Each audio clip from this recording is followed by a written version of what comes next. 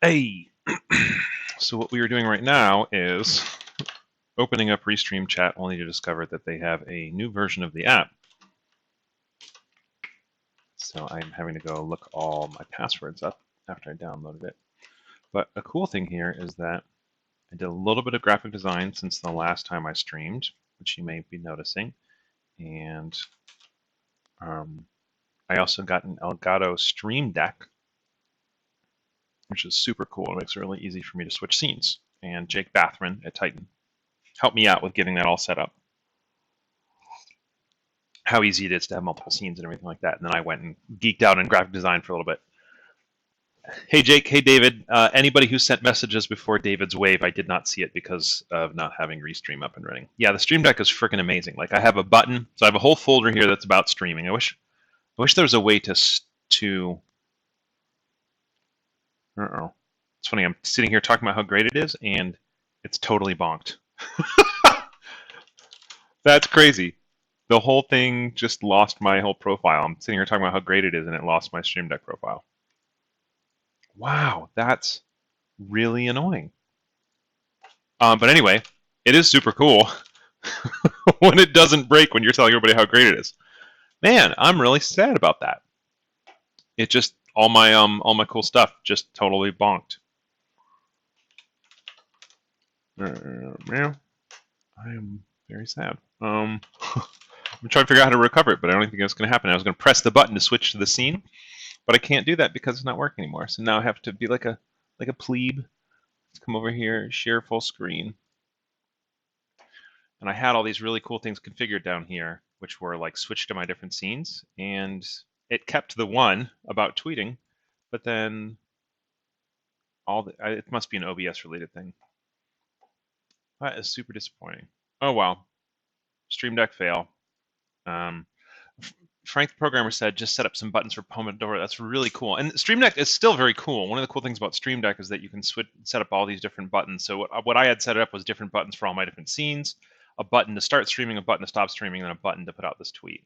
And the whole thing just, it was weird. I just literally used it, and all of a sudden the whole thing fell apart.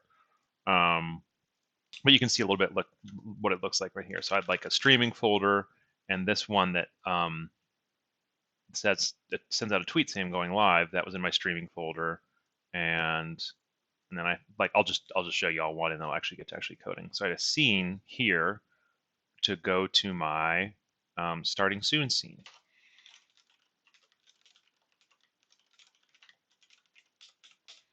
Good icon sets. Is that in a different profile? No, because I only have that one default profile, so that was all there could be. So who knows? Anyway, I had my starting soon scene, and when I tap it, it switches over to starting soon, which I won't tap now because all of a sudden you won't be able to hear me. But I'll actually just real quick show y'all and create a scene for two of them, and you can see me swap between them. And then we'll actually code. So one of them is pause with me. And then I think the one I had here was the actual full sharing. You know, I'm actually just going to do this real quick because I want to be able to have the sensor one to test it out. Full share, and then I had a sensor one right here, sensor. And it's cool, as I drag these, they start showing up the physical thing. Sensor, okay. So if I tap these buttons, I'd like to see a Streamdeck app for iPod. They have it for iPhone. All right, so if I hit starting soon, I'll go away for a second. Go away. If I hit sensor, you see everything except my screen. Oh, I can look at I can load OBS to see what chats came in. Hi, Vince. It sounds like my audio is live. You could hear typing. Interesting. I got to make sure that the starting soon thing doesn't have audio on it.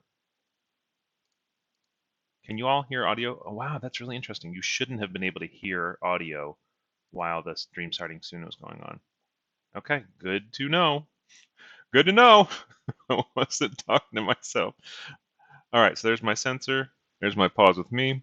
And then here's our full sharing. Okay, let's do some coding, and Jake Bathman later will help me get my whole setup not as busted as it was before. Hey, Andre. Oh my goodness, all these wonderful people in here. So where we were before, I had completely forgotten where we were before, but thankfully, I had left notes which I'm really happy when I do that.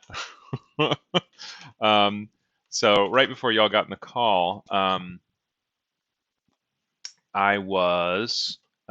had opened up a couple files and then I was getting, so Titan has this thing called tlint, GitHub Titan tlint, that basically is a linter for your for opinionated Laravel and Titan specific styles for your stuff. And I just added it to my Sublime Text, and so all of a sudden I'm opening up these files and I'm seeing tlint errors show up. So I was just clicking through a couple of them. Also, I made my font a lot bigger because last time I heard people saying that the font was hard. I'm trying to see where was one of the files. Yeah, tlint also works in quite a few other things.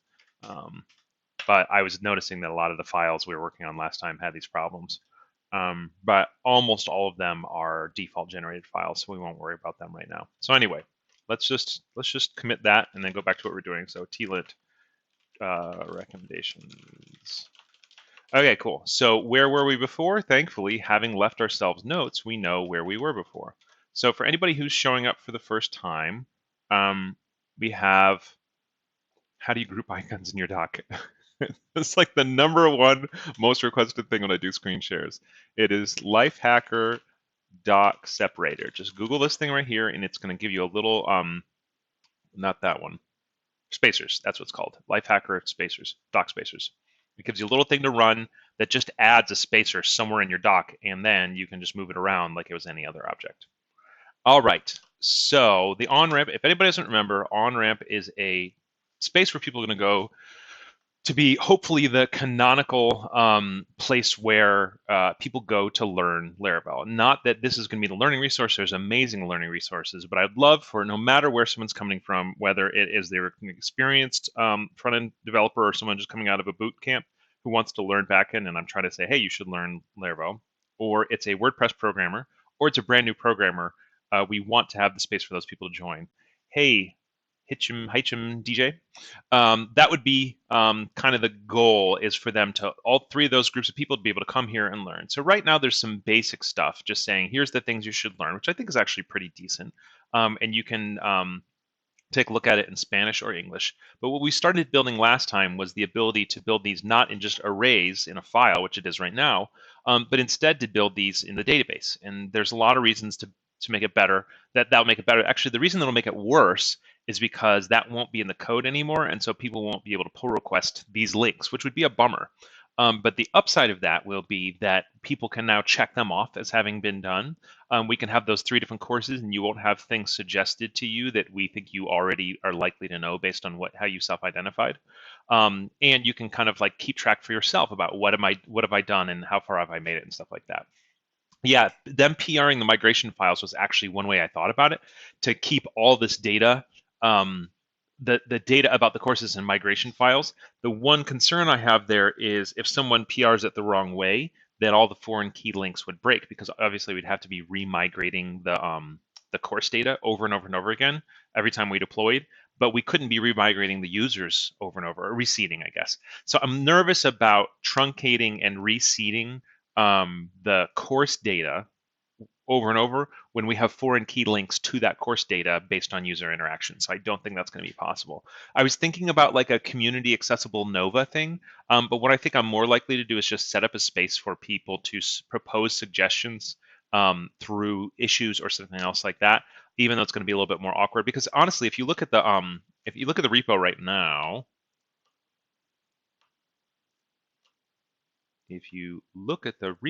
now, half of the issues are me just throwing in a thing saying, hey, put a link to this content, right?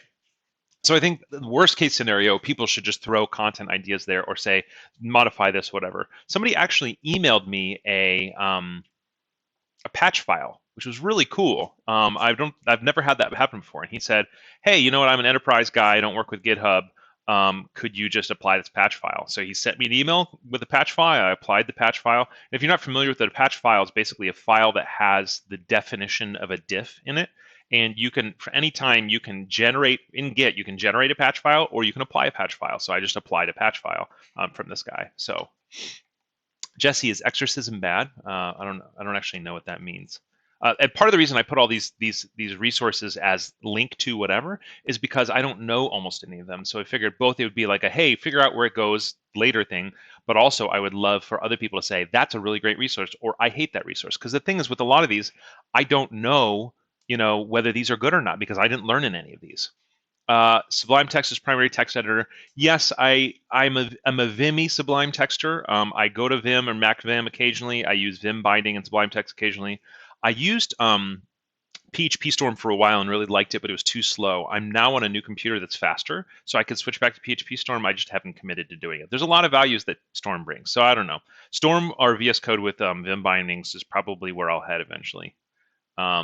Yeah, if you've never heard of patch files, basically they just sent me a file that was like mychanges.patch, and then I essentially ended up writing git apply.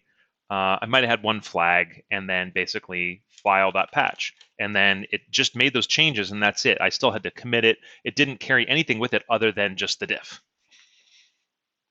Just redirecting git diff to a text file.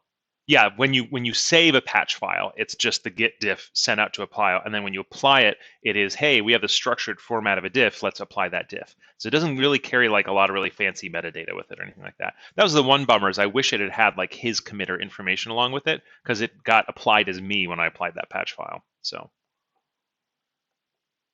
it depends if you like scary movies like The Exorcist or not. Yeah, so if it was exorcism, yeah. You receive patch links in your GitHub email notifications. I didn't think I knew that. Okay, so what we were going to do is flesh out the relationships on all models, build factories, add tracks, allow users to have completed skills, resources, and modules, start testing things, and start building the UI out for it. So what we did last time was we built out modules, skills, and resources. I wish I had done a little drawing of how the data is all going to link together here, but the general idea is, let me see if I can remember all my language. A link to a tutorial or a video or something like that is a resource. A skill is can do XYZ. A module is a bundle of skills and resources. For example, build a website or code HTML or something that's not just one skill, but is relatively encompassed together in a general idea. And then a track is going to be for people in this track. Remember, there's 3 tracks. Which modules are actually applicable to you? Yeah, so Jose, I really appreciate you saying this because I had actually never done co-authored tags until very recently. And what this allows you to do is basically create a commit and then say, this other person committed it with me. I knew how to do that through the GitHub user interface, but I didn't know how to do that not through that. However, I could potentially have, actually, you know what? No, we won't do this right now. But what I could potentially do is go back to that branch where I pushed up that guy's code. And oh, you know what? Because I think he needs to have a GitHub username in order to co-commit it with him. So that's fine. But thank you. That was a really great suggestion there. All right, so back to this. So we built out these models. So we have resources, skills, modules, and there's one last one called tracks. For some reason, I decided not to build tracks next. Instead, we were going to build up the relationships on the models. So we created our 3 migrations. So we're creating those database tables for modules, skills, and resources. And then we created our models, module, skill, and resource. And the next thing we said we should do is flesh out the relationships on all the models. So this is going to be the number one way where you all are going to see one of the things that I Google every time, which is remembering the correct syntax for each of the relationship methods in Eloquent. For some reason, I can't ever remember them correctly, but let's talk through them in general. Okay, so what you want to do is for module, resource, and skill. Let's see, with this super zoom, I don't know if we'll be able to do this, but okay, cool. So a module has many resources, a module has many skills. So, oh, hey, look, we actually started that. Go us. So go last time us. So this is going to be resources. So basically what we're doing right now is just linking so that when you have a module pulled, like an instance of a module, then you're going to be able to say, give me all the resources for that module. So remember, like a module would be something like learn to make a website, and the resources would be a whole bunch of videos showing you how to make a website. Or skills, skills I think that you should know in order to make a website. Write HTML, write CSS, maybe write rudimentary JavaScript or something like that. So a module has many resources, a module has skills. And so this is the inverse. A resource, each given resource either belongs to one or belongs to many modules. It would be a more complicated relationship if a resource could belong to one module and another module. That'd be many, many. But thankfully, we're not doing that. Every resource is only within one module. So we're just going to say public function module, and then return this belongs to, and then it's going to be an instance of the module class. And then we import it, and that's it. And so then we'll add that same one to the skill and requirements rather than skills. So the reason we named it skills, not requirements, is because requirements, I think, implies a little bit more like you must be able to check this thing off. And we are additionally going to add quizzes. And what was the other thing? There's two other entities that we're concepts we're adding to each module that we're not adding right now that are more focused on helping you know whether or not you've accomplished the level of learning that you want to accomplish for this. And so because of that, I want skills really to be, you need to have the skill of making HTML, writing CSS, or whatever else it ends up being. All right, so in theory, a skill belongs to a module, a resource belongs to a module, and then a module has many resources and has many skills. So in theory, we have that basically built out. And so the next thing in terms of our what's next, or what did I call it? Next steps, maybe? Right in front of my face. Flesh out the relationships. Okay, that's done. And we now have build factories and add tracks. I have a smell for me right now going on where I would really like to be able to write tests right now. And so one of the things we talked about last time was, why is writing tests not higher up on the list of things to do, both in terms of this thing and then also in terms of the on-ramp onboarding? I think do not use models that are in the same folder. Yeah, I know you don't have to. I'm one of those weird people where I like to use something even if it doesn't have to be used. Some things fart on that, and if it does, then I'll delete it later. But I think that I like to just have the general practice to do that, because then that gives me in the mindset where I don't forget it, and forgetting it is more of a problem than using it when you don't need to use it. Okay, so also later, if you were to move that model to a different, if I were to move this to a different directory, then a global find and replace on app/module and replacing it with app/model/module would fix this, but it wouldn't have fixed it if we were dealing with something else that was in the same directory that didn't move, right? And so it's just kind of preparation. Jeffrey Way visual det. I love Jeffrey Way. I love the idea of visual det. Oh, you mean a use statement? An extra use statement is not visual det. No, there are things that are visual det. Use statements are not on the list. Okay, so I was talking about the order of testing. So I think that I really like the idea of people learning testing as early as they can, but that is not the beginning. And the problem is people who have learned testing well, we often forget how long it took for us to understand testing. And the same is true for object-oriented programming. It took a long time for me between when I first heard about a general description of unit testing and when I actually got it. And the same thing's true for a really good description of object-oriented programming before I actually got it. And so what I'm wary of is thinking people should know something first and therefore putting it at a place where they're not actually going to be able to grok it. If people are not going to be able to understand it, if it's literally the first thing we throw at them, then it was a bad decision whether or not we think they should learn it first, right? So for me, it's very important to focus on what is the most reasonable way for people to learn. And I don't know that necessarily because I haven't learned these things in a very long time, but I would rather us focus on what actually works for people's learning practices rather than what, what we feel like ideally should be the case, right? Like I care less about the right thing and more about the actual effective thing. That's a great tap on the back, look back on OOP and testing struggles. Yeah, thanks. Okay, so the next thing, so what I was saying here is that I have a smell, I have like a little bit of a hint that I'd like to start building out the tests for these. Just really simple stuff like the, resource can get its module and stuff like that. But I think those things will all be benefited by making factories for these things. And that is our next step. So why don't we make factories so that when we automatically fake whatever, generate one of these things, we have the ability to do that. So the way you make factories is a little bit different in the latest versions of Laravel. So what you used to do is throw it all into one kind of one factory class. But these days, you now are going to have a factory for every single thing that you're creating a factory for. We are going to, so we can need more T-lint squawks, order alphabetically.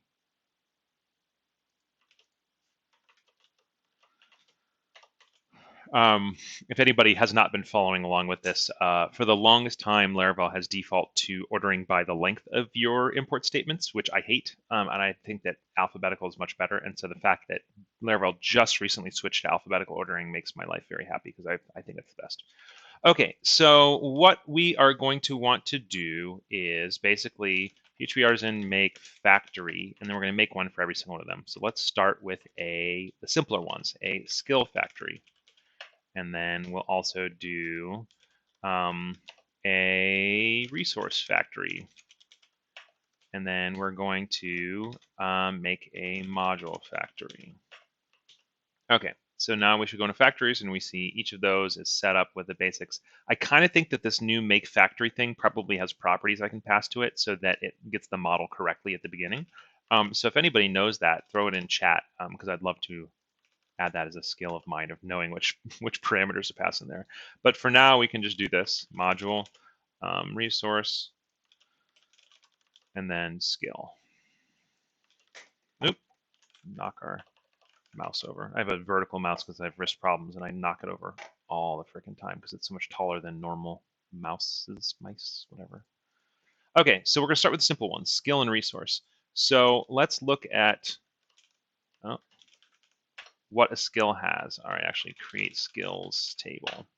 All right, it has a name, it has whether or not it's bonus, and it's attached to a module. So actually these factories won't work until we create the module factory. So never mind, we'll start with the module factory. All right, create modules table. PHP artisan help make factory. Yeah, but I don't want to do that right now. I just want you to tell me the answers. But thank you, Vince. It is a good reminder that you can run PHP artisan help on whatever you want.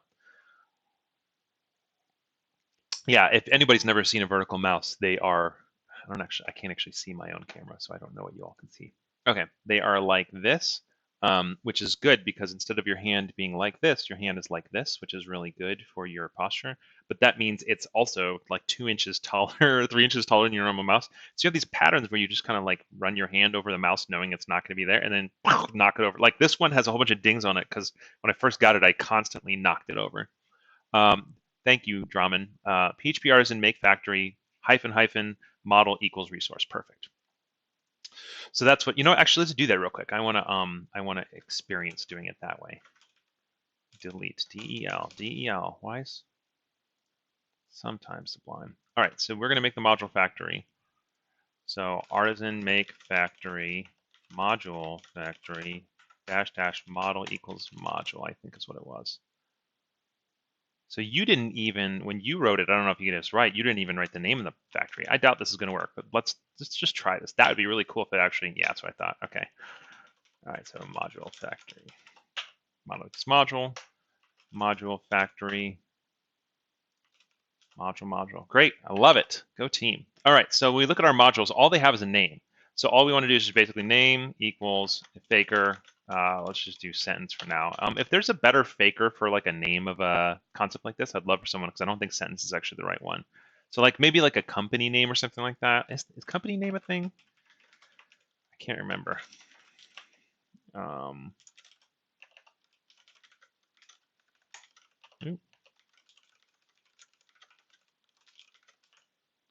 don't think so.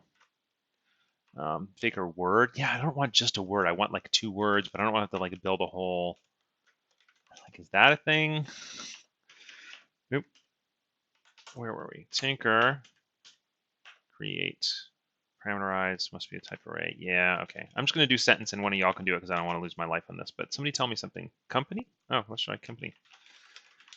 I could actually just tinker up an instance of faker and then just try it on all those, but that would require me to be smarter than I am right now. Yeah, okay, cool. Healy Daniel, that's kind of works. Okay, so now that we have modules of factory, we can now give resource and skill factories that generate those. So there is an old way, faker company, thanks. There's an old way that we used to, well, okay, let's start with the simpler pieces of it. So create the skills table. So it's got a name. Faker, I don't think I want to do company for this one. Let's just make it a sentence. It's got a is bonus, and I'm trying to remember the best way to do a faker boolean. It's got a module ID, which is the one I was about to go on a whole talk about, the old way and the new way to do it. And that's it. Okay, so is bonus. I think that there's some like very normally PHP way. It wasn't array rand array with true and false. Faker might have a boolean, but I feel like there was a cleaner, simpler way to do it.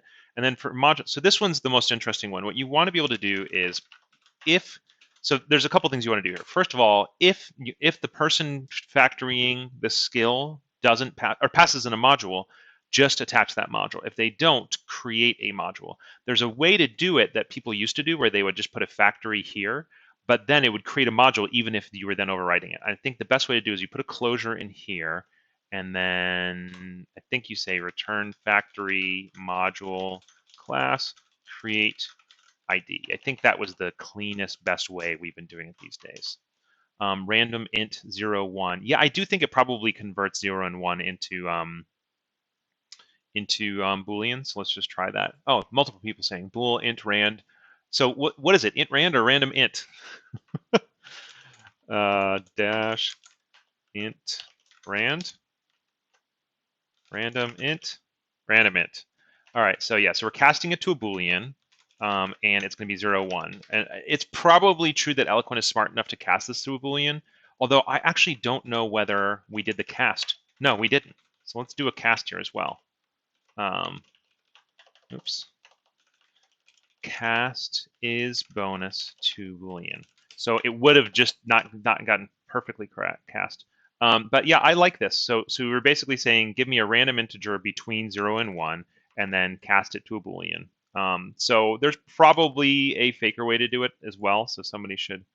I think they changed it so you can just return factory model class and only runs that. I think that was it. I think this is what we had to do in older versions of Laravel, and I think you're right, Vince, that we can now just say factory module class. And I felt like there was something newer. So let's just try this and see what happens.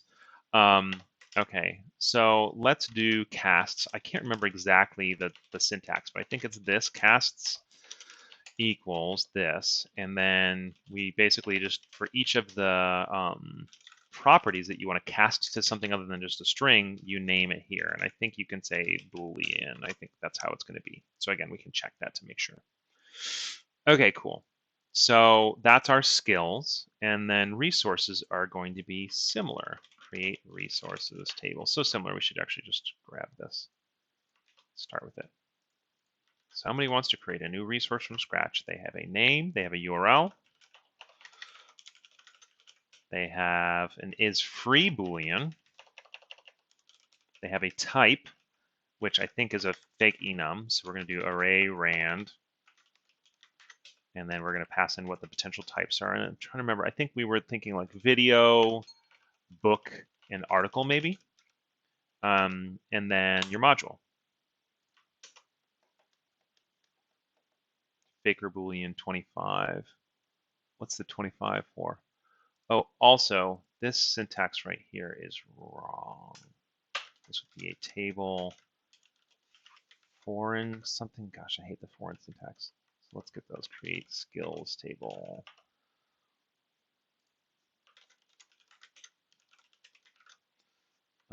What's the param for the chance for true? Is that what it is? Faker Boolean in the docs. Thanks, Vince.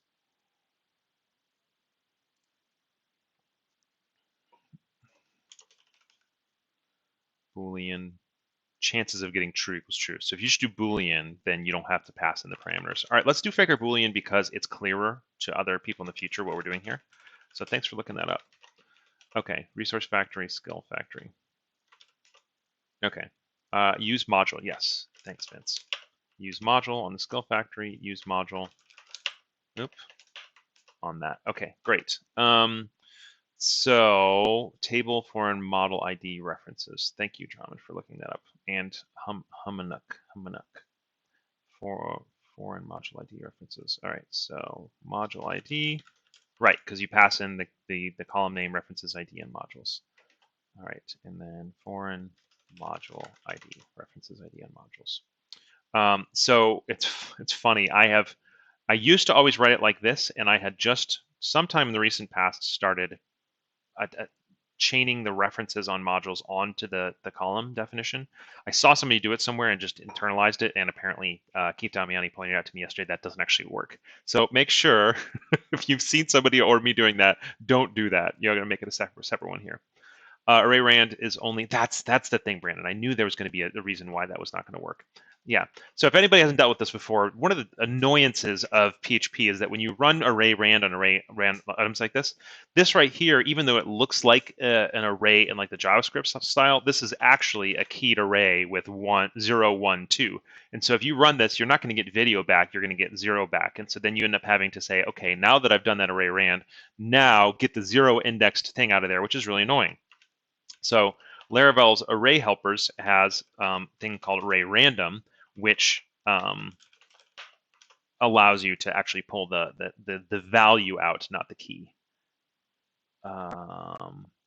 Vince says Faker random element. There you go. Faker has a random element. All right, let me see if I missed anything else that anybody said. Excited for short functions, PHP, heck yes. Yeah, I don't know if I like... So I guess the one benefit of doing Faker random element is that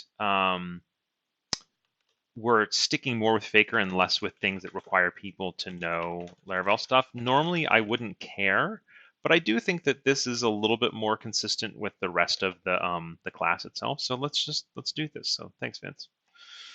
Okay, so build factories done-ish, but let's actually go use our factories. So we're going to do a seeder now.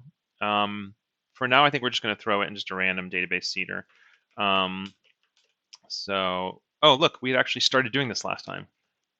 Go team, look at us. And look, we had already started building this out and not even noticed it. Okay, cool. So what we're going to do here is, so we do want to, man, how much do we even need factories? Because these are more useful than the ones we're going to get from the factories. For each module create. So I think instead of this module create, we're going to do factory module create so that we end up getting, well, actually modules only have names, so we don't need anything the factory is providing. For the skills, however, do they have something else? Is bonus. Yeah, so let's allow this to define that some of them are bonus or not. So we'll do a factory, even though we're not getting quite as much value here as we would with factories normally, because we actually want them to be set up in very reasonable ways. So we're going to basically say, create me a skill with these particular pieces of it customized. And so then we're going to basically say, don't generate a factory ID or a module ID, and don't generate a name. Instead, use these ones that I passed in. And then my guess is we'll do the same thing for resource. So resources have, yep, so we're doing the same thing. We're going to almost entirely customize the resource, but we are allowing the is free to be randomly generated, just so that we have a little bit more variety in the things that we're generating here. Why is type not a model? That's a great question. So in this thing right here, we could have made type be a relationship. So in some ways, it's 6 of one, half dozen of the other. There's value that would come from doing it that way, and there's cost that would come from doing it that way. So what I tend to err on the side of is the simplest possible solution until you see pain. Sometimes that makes solving the pain down the road a little bit harder than it would have been if you optimized for it early. But premature optimization is the source of all evil in programming, in my opinion. So even if it means later we have to write a one-off migrator that basically converts all of those strings that are already in the database to model references, I don't see anything that is definitively going to make it better as a model here, but I do see cost. One of them is more code, more things to test. But another one is, if you've ever tried to look through your actual database editor, or if you try to look at a single database dump that doesn't have all your models pulled in or something like that, when you've got a type that is pointing out to an external model, instead of very useful information like type arrow video, you've got type arrow 2. And so denormalizing sometimes can actually make things harder to parse. So you do it when it's valuable, and when it's not valuable, then don't do it. And that's kind of my answer for all things, is like, do it when you see value for it. And if you don't, then keep it simpler. So, all right, so we're going to do factory resource class create, and then we're going to pass a name URL, type, module ID. And we don't have to do the type here now because it's actually in our seeder. Video text book is what we had, which I don't think what we actually did here. Video book article. Okay, we'll do text. Would it be better to have at least enums for the values? Hey, Mubs. So enums in MySQL are awful. They are miserable. Hey, Sam. Thank you. Enums in MySQL are absolute misery and no fun to work with. Once we start settling down on what this type looks like, a PHP value object enum might make a little bit more sense. But keeping enums in the database in sync with enums in the code and modifying enums after the fact is basically like never worth it. And I know this is a strong opinion and some people disagree with me, but not nearly as many people as you think disagree with me, because when you've worked with enums in MySQL, your life becomes less enjoyable. So I'm not going to go to a whole, like 20-minute long spiel here, but I would just say I am of the personal opinion that enums in MySQL are not worth the value they provide, and instead enforcing them in code is safer and healthier. So I eventually, once we have more sense of what's going on, will put something in code that doesn't allow this just to be a random string, right? So we're going to add validation. We're probably going to have a PHP value object of some sort. These are going to get a little bit more diversified, but not on day one. All right, let me see what I see here. Does moving the list of values to a config call count as premature optimization single source? I think what you mean is this list. Again, no, it is premature optimization only because in this second, this video and the state of this repo as exists right now is targeting people who are just getting started. That stuff doesn't matter. Like, it will matter soon, probably in a couple of videos, but it doesn't matter right now because this list is probably going to change multiple times. And so building out those value objects and stuff like that right now is not going to be worth the value of it. Mub says more a PHP enum. Yes, 100%. I'm going to build a PHP enum. Const vars in the model with the type name. Yep, exactly. Next Laracon topic about premature optimization. Maybe. I think that's a really, really interesting idea. You could just, anything that starts with just, be careful, create model constants for clarity and not strings. We currently have 3 types of constants are enough. Model book type. Yeah, so what people are talking about here are ways in which just passing strings around can bite you. And those of us in the PHP community are more aware of this than everybody else because it was such a common thing. We didn't pass value objects around. We didn't pass structs around. We passed random arrays and random strings, and somebody types it wrong in one place and it bites you in the butt. I 100% agree. I am on that same page with you. However, I don't want to do that right now. So I think what I'm going to do, and it's not because you're wrong, it's because that's not my priority here. So when I'm likely to do that sort of thing is when I'm less spiking. And if you're not familiar with spike and stabilize, I'll talk about in a sec. And when I'm more sure what I'm going to do. So you just saw, I just changed my mind right now about that list. That list is not a defined list.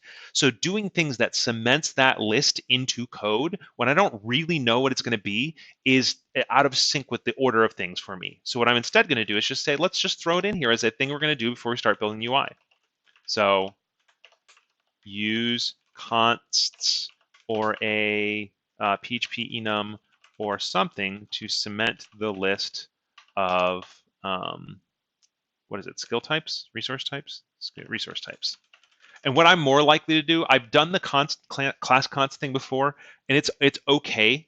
But when it starts breaking down is when you need not just those individual consts, but also a list of them. So I'm moving more and more these days to use like fake PHP enums basically for those things. Why can I not see the chat live that you're reading? Well, if you were watching the stream, you should see that chat along the left side.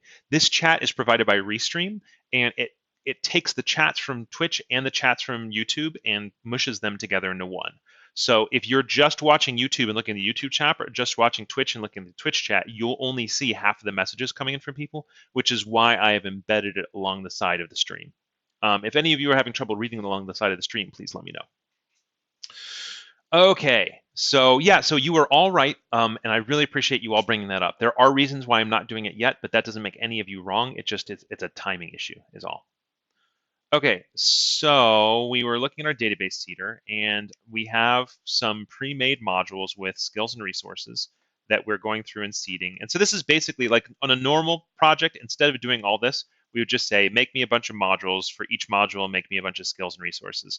But I wanted to start out with something that actually makes a little bit more sense for what we're doing, because I think, especially with these abstract words like skill, module, resource, all that kind of stuff, it can be hard to remember what they are. And so often in those cases, putting actual real content in there can be helpful, because then that real content actually guides your brain as to what you're actually doing. Okay, does Titan still use Craft CMS if you guys move to Statamic? That's a very different question. We don't tend to build sites off of CMSs these days very much. So Craft is great. It's probably my favorite, I think, of that class. They're wonderful people. Statamic is also really great, but we haven't built anything in Craft or Statamic in a long time. So we build almost everything with Laravel. We use Nova a lot. We also build static sites sometimes. Okay. 19 minutes. Where are we going to go with 19 minutes? We are going to run the seeder and then do a really quick test with some relationship type stuff. Okay, so artisan, migrate, fresh, seed. All right, unexpected table because I probably missed a semicolon right here. Create skills table. Create skills table, missing semicolon. Okay, great. So we have that. So let me use my handy dandy button here for sensor while I pull up Table Plus without you all seeing the name of all my clients. Let's pull up local and pull up Onramp. Yeah, this thing is freaking fantastic. The fact that I could just censor like that, I am so happy right now. Okay, full sharing. Oh my God, it's magic. All right, so what we have now is those modules: build a basic website, basic terminal and version control. For each of those, we've got resources. So intro to HTML, CSS tricks, and intro to CSS and CSS tricks that attach to that module. And then we've got these ones. And it is interesting that both of the ones on module one are books, and both of these are videos. I think that's probably just random, but let's just check to make sure that's not a sign. Okay, there you go.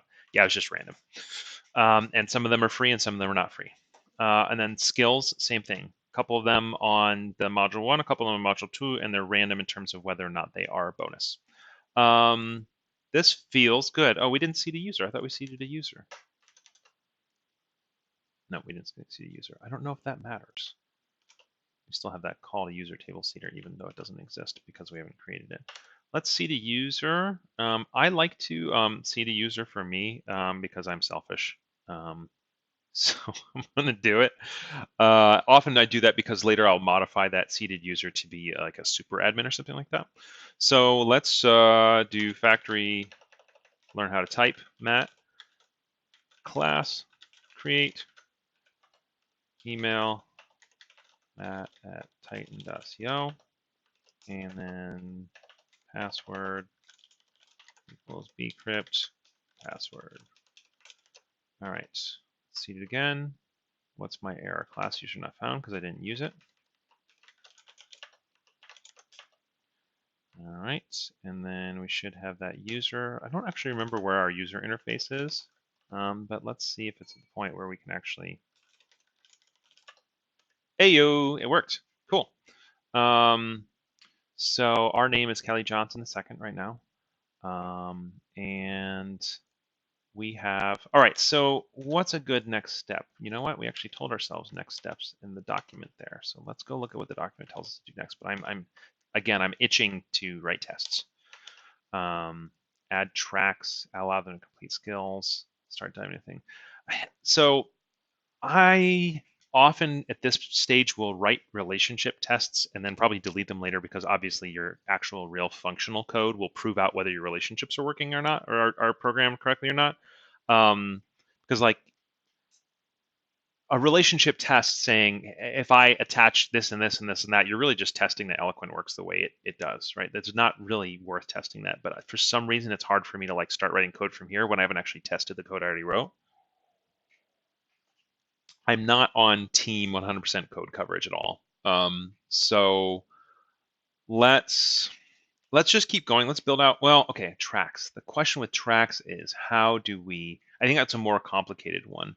You know what? Let's skip tracks for now. Hopefully I don't regret this later. I probably will. Oh, okay. Here's why we're going to build tracks at this point. Because it's likely that the same thing that assigns a given user to be assigned to a certain module or not might also be the same table or interface or whatever that we're using to define whether or not the user has completed it. No, I'm not going to do that. No, okay, cool. We're going to add tracks at the end.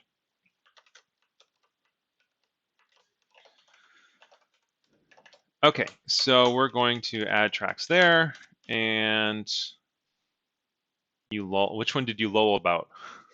All right, so allow users to have completed skills, resources, and modules. Remember, start diving into tests here. So let's do a commit and then do a little bit of mini TDD before we cut off for the day.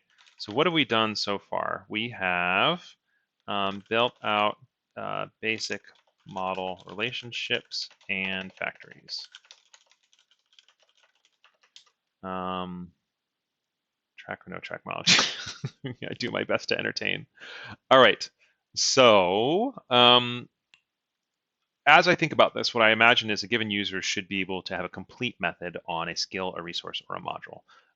So let's talk about user.php. Let's notice tlint saying, why do you have all this stuff here? Must verify email. Yeah, let's do it. Why not? I'm just looking at what tlint is. What is tlint complaining at me about? It's usually the doc blocks, because tlint doesn't like doc blocks, and that is 100% because I don't like doc blocks. So, and in case anybody's curious, my thought about doc blocks is doc blocks are useful when the code isn't clear and noisy when the code is clear. And so I say use doc blocks if average programmer in your tech stack would look at the code and not be able to know why it is working that way right away. Doc blocks that say what the code does are never useful. Doc blocks that say why the code does what it does are useful if it's not obvious. And the problem is our brains have a little bit of trouble of knowing what's obvious or not. So there's still user decisions there. But I don't think always use doc blocks is the answer. I don't think never use doc blocks is the answer. So I'm not sure what you mean by incomplete also. All right, so, complete and incomplete, got it.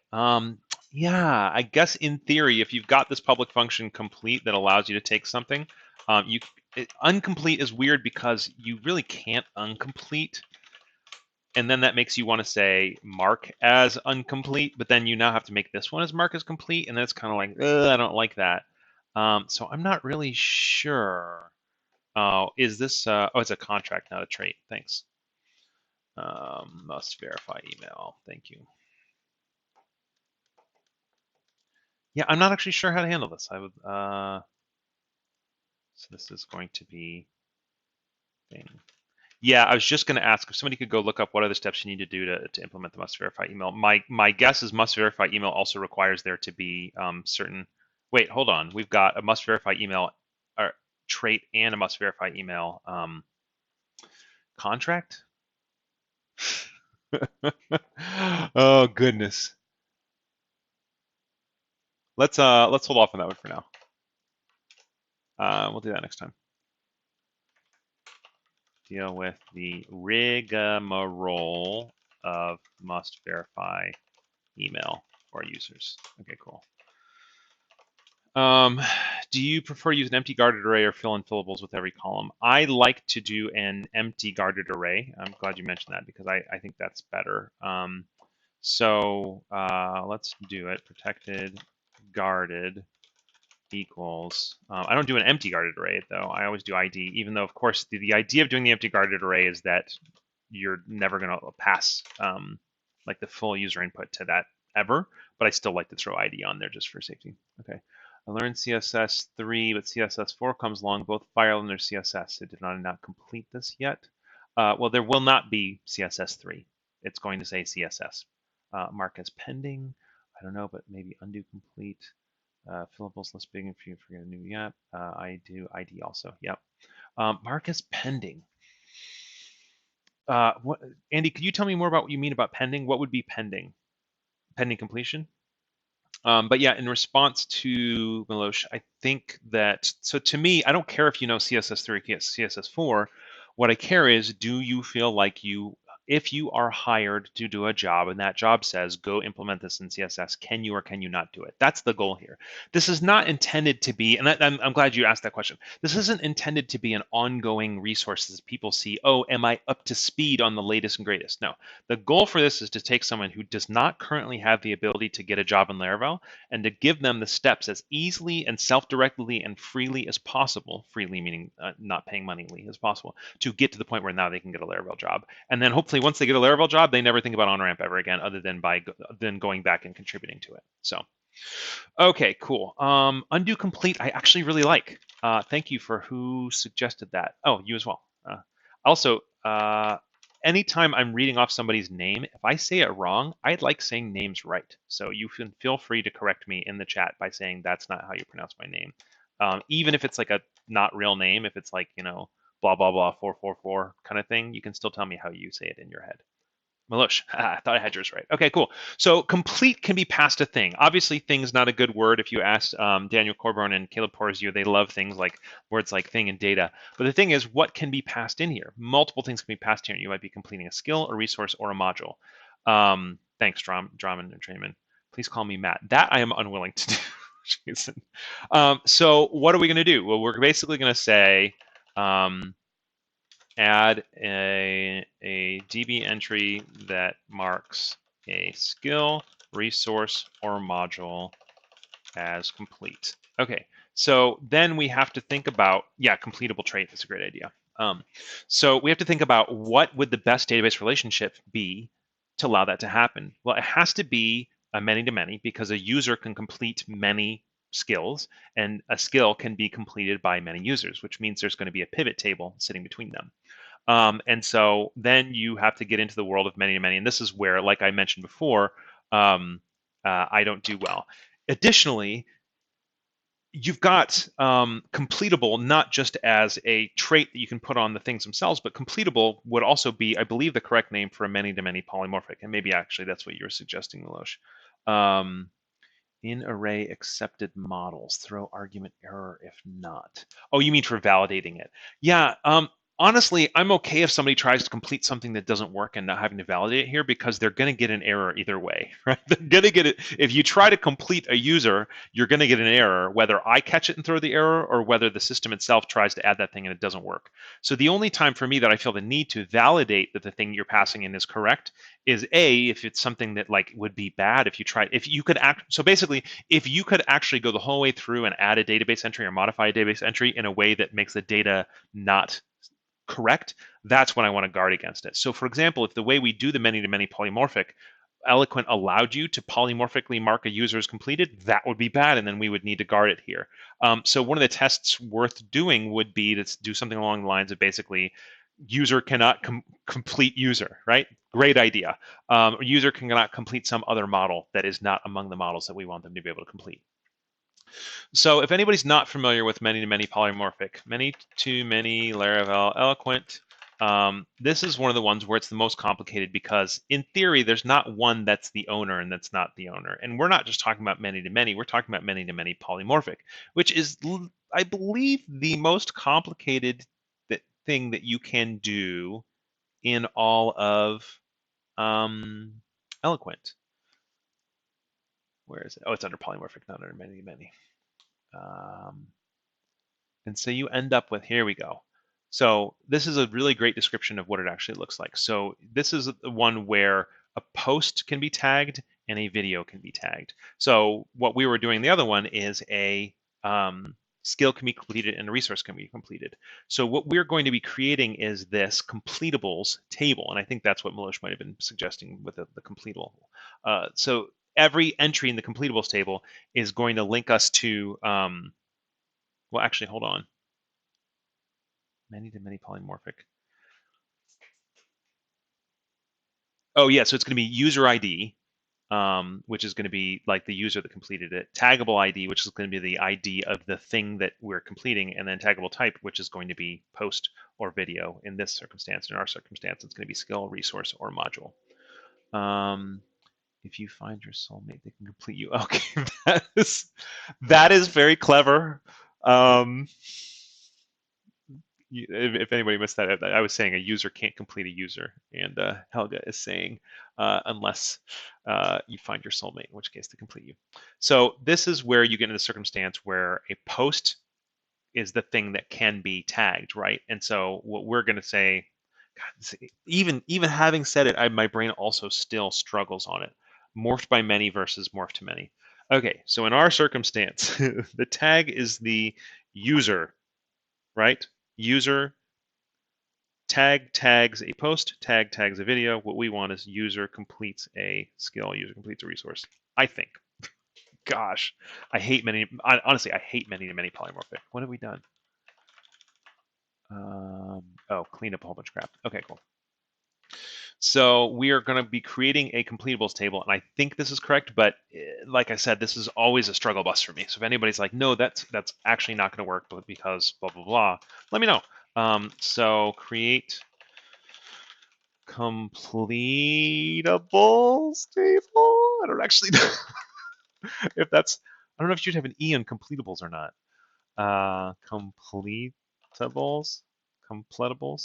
Polymorphic is always struggle bus for me. Yeah, same. Polymorphic is always difficult. One of the difficult things about it when I wrote my book was that I realized that several of the more complicated ones assume that the user is also an element of the conversation, and that has always been the thing that hurts my brain the most. I don't think it is in this one, so I think if we just take this structure right here, and this is completeables, this is user, this is skills, and this is resources, I think we'll be able to make that work. No E in the middle, says Jake. Oh. No. What are you doing? Vim binding. I have Vim binding in my bash, and it's totally farting right now. Okay, let's just start from scratch. Artisan make migration create completables table create equals completables.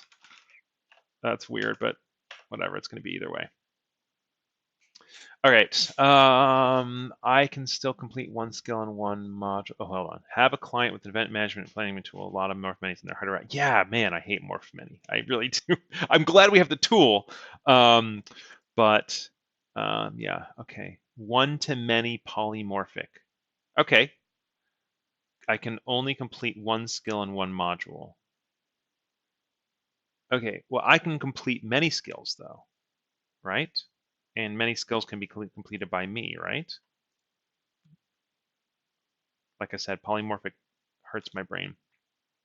Target model can belong to more than one type of model in a single association. Imagine users can comment on both posts and videos. Oh, is it one to many?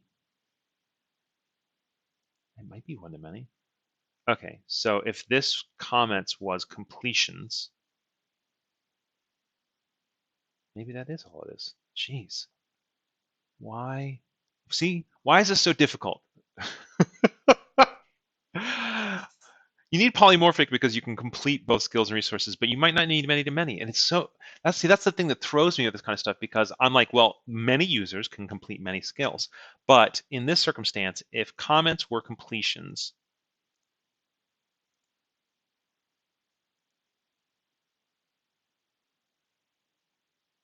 gosh, I hate this stuff.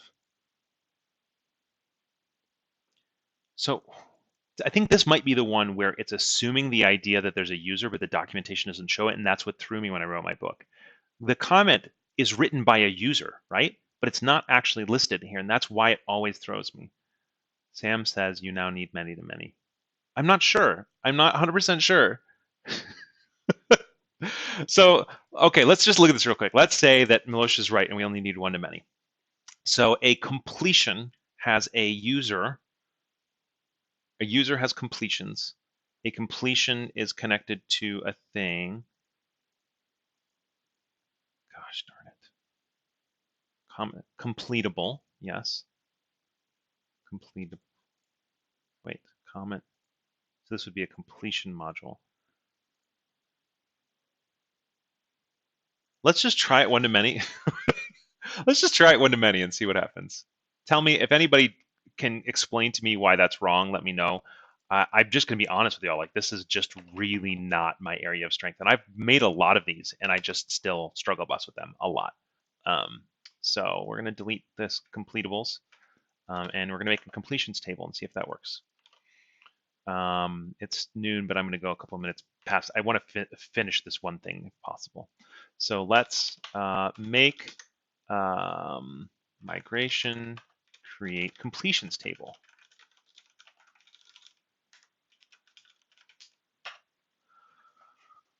All right.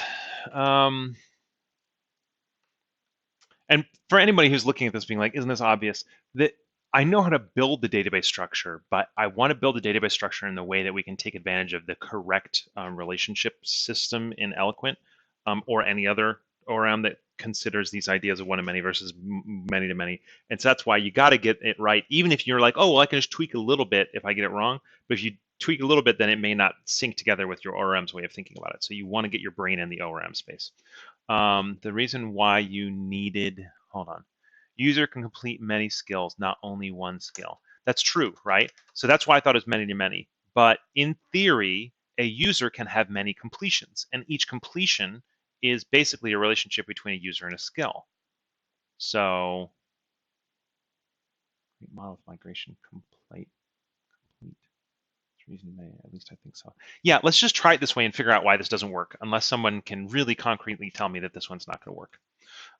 So what this really is going to do is basically like going to be, completion, and we're not going to do it like this, but create. So in this world, what would a completion have on it? It would have a, basically a user ID, right? It would have a completion ID, and then it would have a completable ID.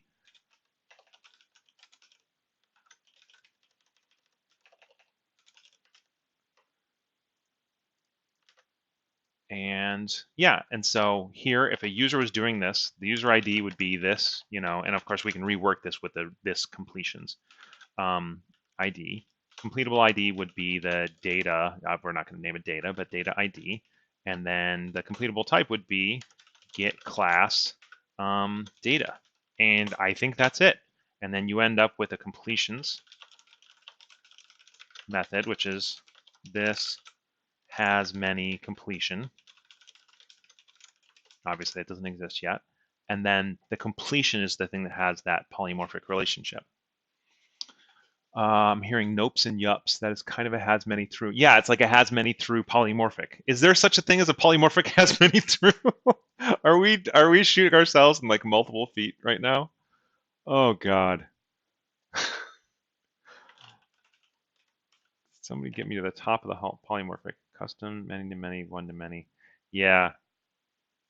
Because it's the relationship of the user to, I know that the completer can be completable. I'm just kind of thinking through. It's the relationship of the user that throws this thing off, because it's not really like many completions.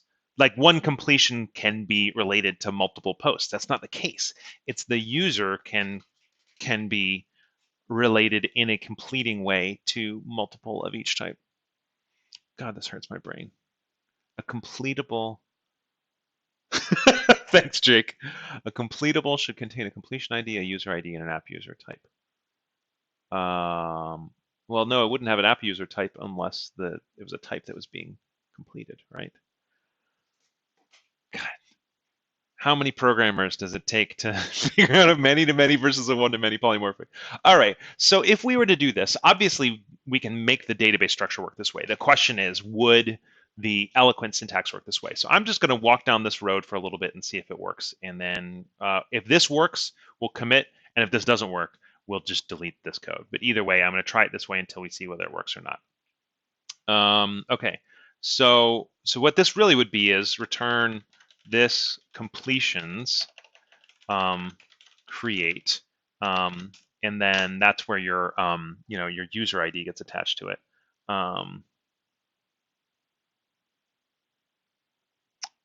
And imposter syndrome. I am right now. I am the king of removing anybody's imposter syndrome, because you can watch me have no idea what I'm doing. And I wrote a 500-page book for O'Reilly about Laravel, and I wrote dozens of pages about polymorphic and many relationships, and the whole time my brain was bleeding out of my ears. Like I've learned it, and I've written multiple like very big applications that are running in production with millions of hits that use many polymorphic, and still every time I sit down to do it, I just bash my head against the keyboard for an hour trying to figure this kind of stuff out. Okay, so where were we going? Okay, so let's make this completion model. Yeah, just read my book to me, please. Make migration. Oh, by the way, I've got 1, 2, 3, 4, 5, 6, 7, 8, 9, 10, 11, 12 copies of my book just sitting here. So any of y'all ever come near Atlanta, let me give you a book. All right, PHP Artisan, make migration. Oh, we already created our completions table, but we forgot to create the model with it. So make model completion. So what does a completion have on it if this world is correct, which it probably isn't, just because.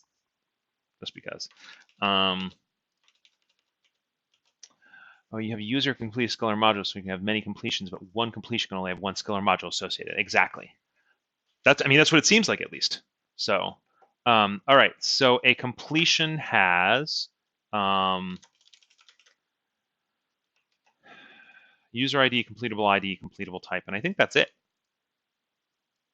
So big integer user ID, and then we do our foreign.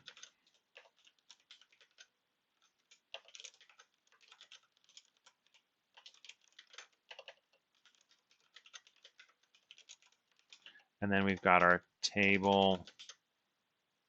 I think it's just a string for the other two. Completable ID and completable type. All right, I think that's it. So this allows the user to own a completion, and then it allows us to identify what a completion has on it. So if we go to our completion thing, what does it have? It has a user.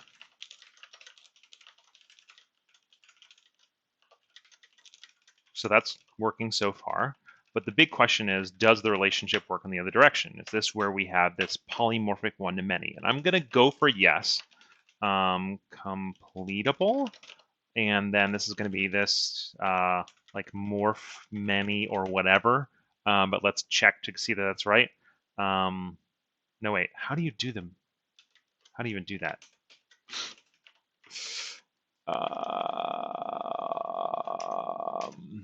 Okay. One-to-many polymorphic, morph2. And then completions will morph to a completion. Okay. So this one would be morph2.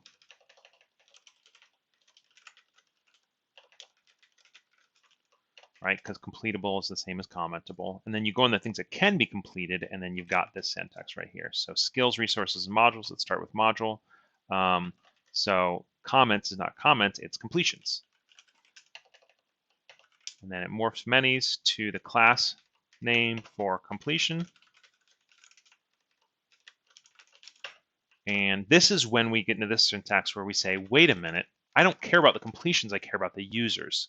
And so the question is there a many, has many through one-to-many polymorphic that even exists? And the likely scenario is no, but if somebody tells me it does, I'll go, great, thanks for teaching me. So for now, we're just not going to worry about it and hope that module doesn't at any point have to reach in and ask this kind of question. Helga, Onramp is Onramp.dev. Which is a website devoted to helping people who don't currently have the ability to get a Laravel job, preferably coming from 3 places. 1, a front-end programmer or a programmer who just finished a front-end bootcamp. 2, a WordPress developer. Or 3, somebody who's brand new to programming, making it easy for them to see the free online resources or physical resources for them to learn and go through the different steps they need so that they can feel like by checking off the things that exist in Onramp, they now know enough to go get a job writing Laravel. Okay, cool. So this is completable. So we'll just do the same completions thing on the skill and the resource. And then we're going to migrate, write a quick test to see if it actually works. And if it does work, then we're going to commit and go. If it doesn't work, then we're going to go cry ourselves to sleep. But either way, we're going to be done in just a second because I'm over time. Okay, cool. So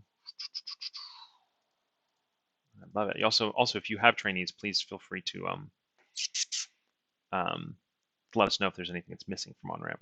Okay, so a user has completions. So if we do this completions right here, it automatically is going to attach this user ID to us. And then we create. Now, somebody earlier was saying that Laravel is going to actually parse out the ID and the type for you. I vaguely have a memory of something like that, but I don't actually remember 100% for sure. So I would love for whoever that was, if there's a great syntax for this right here, to just kind of let me know. Right now, I'm just going to throw it in here like this. And obviously, we still want to do this. So in theory, hitting complete basically just says add this, and then this would have to be a to-do.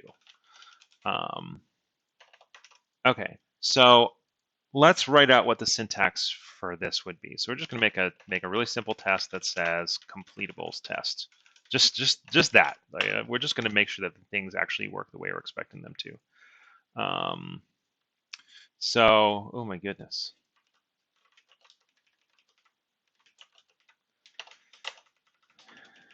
All right, so what we're going to do here,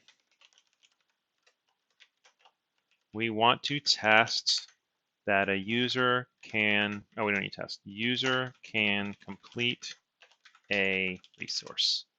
All right, so we want to create a user.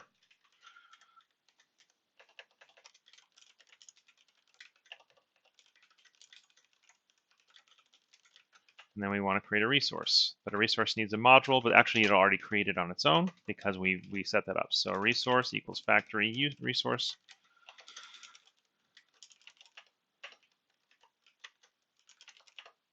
Okay, so user complete resource. And we're going to check a couple things. First of all, that there's no errors, which probably there will be because this is not true TDD, but we haven't actually run that code yet. Additionally, we then want to ensure that there's a entry in the collection or the completions table. So let's start with the simplest one that we can do without actually running any more code, which is basically that a database entry exists. There's a couple different ways to do it. But I'm just going to do this for now. I think that's the way you do it. And so we're just basically going to say, hey, make sure that there's actually a completion in the database. And this is a very simple way of checking it, but it also just means we can actually just run this dang code and see if it works. So, all right. We are going to run all this in SQLite right now. So let's config database, go in here and add. I don't think that they've added anything new related to this in the newest versions of Laravel, but somebody can tell me if they have it. I think look, you can now do this. So we can just pass in the DB database, DB database, and then we'll just set it to memory, and then we'll set our driver to be SQLite, and then that's it, I think. DB driver, is that what it is? DB driver, DB connection. And then we'll set it to be SQLite. And I think that's enough. Let's check it out and see how many things break. All right, add completable. Yeah, see, that's what happens when you, all right, so protected, I think, guarded equals ID. And then let's go grab that. I hate XML. Yeah, XML is the worst. That's not the worst. There's other really terrible things as well. Let's add that to all of our models. So resource, scale, module, and then try it again. I don't know why there's 9 assertions. Must be all the default tests that come out here. Example test, locale. Oh, because we had written some tests for the other stuff that we'd already built. So we don't need example tests. Let's delete this. It kind of seems like this ran, which I mean, I guess it's possible it just worked. Where's that test there that we were working with? Completables test. User can complete a resource. Let's try user can't complete a user. I don't think this is actually going to work because I think you're actually going to, this should fail. User cannot complete another user. Laravel easy won't MySQL reject ID by default. I don't think it will. I don't know anything about SQL that would make it so you can't modify the ID. Other user, and then user complete other user. Now I think that this right here is going to fail because we haven't done anything to keep it from happening. Yeah, there you go. Oh, other user. Yeah, failed at asserting 1 matches 0. And so this would be the point where we would write this test out so that you can't complete the things that you shouldn't be able to complete. Because right now what we just did was add a database entry to the completions table. What would be nice aspirationally is also, and we're not going to write these out now because we need to go,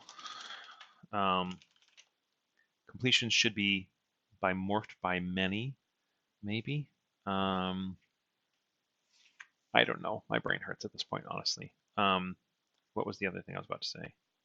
User cannot complete another user. What was I just thinking? We want to be able to. Oh, so what it'd be nice is for a user to be able to get a list of modules that are completed, and that's where that has many through polymorphic situation probably doesn't exist, but hopefully somebody who maybe like watches this video later says you all were totally missing this really obvious thing, because it's often, once you get your brain in the space, it often takes getting out of that space to see like the totally obvious other side, although that's much less likely to happen with many polymorphic, but whatever. So what we would want to be able to do is basically say user can list incomplete modules, and we'll want to do this for other ones. Modules. And actually, let's just do user can list completed modules. Why not? And so what we really want is basically for our user to be able to say, wait, let's, nope, I didn't mean to do that. All right, so we want to create our user, and then we want to create our module, and we probably want to create 2 modules. All right, so then we want the user to complete 1 module, and then completed modules. We basically want to check that the completed one is in this method we haven't written yet, which is going to be this assert contains module and user completed modules. And I think assert contains doesn't work very well with Eloquent, so might have to do like module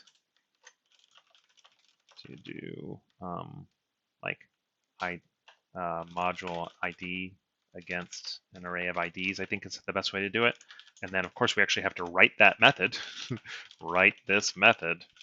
But that's kind of where I'm thinking. And then we can also go down to a list of modules so that this information can be useful to actually know which modules get the checkbox on the modules list page for this user. Why this mark test incomplete is basically a way of saying I wrote this test, but it's going to be red right now because we need to go. So what it's going to say is, you're kind of green, but you got some tests that aren't complete yet. And what it helps to do here is just write these methods out saying something like this, like only allow completion of valid models. And then this mark test incomplete is going to be basically like write the completed models method. Because for me, I like to finish each of these sessions with things to do next, and often that's in this next steps.md thing, but now we're also leaving incomplete tests, so it's like we're partway through the TDD process, gonna stop and then pick up streaming again later. Write the completed modules method on user. And of course, we also want to do incomplete modules and stuff like that, and so we may rename it complete modules instead of completed modules, something like that. Okay, cool. So we end up with not failing tests, but incomplete tests. But we have made some progress, and it's way past time. I hope that we don't eventually discover there actually was a better way to structure the database. But regardless, Milosh, thank you for your suggestion there. And everybody else, thank you for kind of hanging out and sitting, looking through this whole situation of what it needs to be. Oh, let's update next steps before we go. Next steps, .markdown. So we're not done there. We've started. And so this is fine. Next time we'll pick this up and know this is the next thing to do. So, and we'll also deal with the rigmarole of mess verify email. So, okay, well, thank you everybody for tuning in. This will be on YouTube later, and the code is all live, and I'll push this branch up as well so you can take a look at it. So what do? We take the first steps of adding the concept of completing entities. And now it's live. And that's it. Thank you, everybody. Thanks for hanging out. Thanks for tuning in if you're coming at it later.